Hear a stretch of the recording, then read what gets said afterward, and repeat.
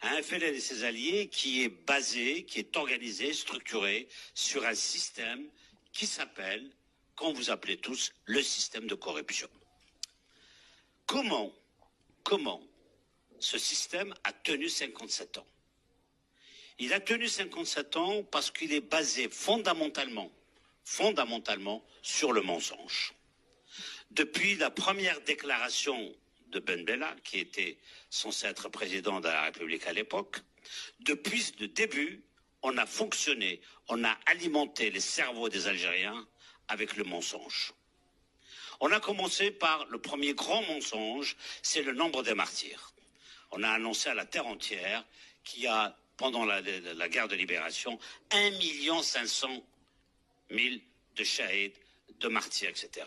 Ce qui est absolument ahurissant, surréaliste. Il n'y a pas 1 500 000, il y a à peine aujourd'hui 400 000. Tous les statisticiens, les historiens, les géographes, tout ce que vous voulez, nous amène au grand maximum 500 000. Mais disons pour être dans le vrai, 400 000, c'est déjà énorme. C'est déjà beaucoup pour un pays qui, n'oublions pas, à l'époque, faisait à peine 11 millions avec les Français. C'est déjà énorme, c'est déjà beaucoup.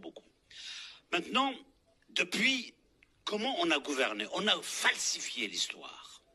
L'État a fonctionné chaque jour sur le mensonge. On a érigé le mensonge comme gouvernance. La gouvernance du mensonge, malheureusement, à force de se développer, de s'imposer au niveau de l'école, au niveau de l'histoire, au niveau de la mémoire, aujourd'hui, qu'on se rend compte aussi que ce mensonge a touché même les citoyens. Même l'Algérien est devenu menteur.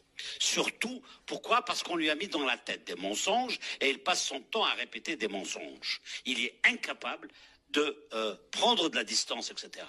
D'où donc cette deuxième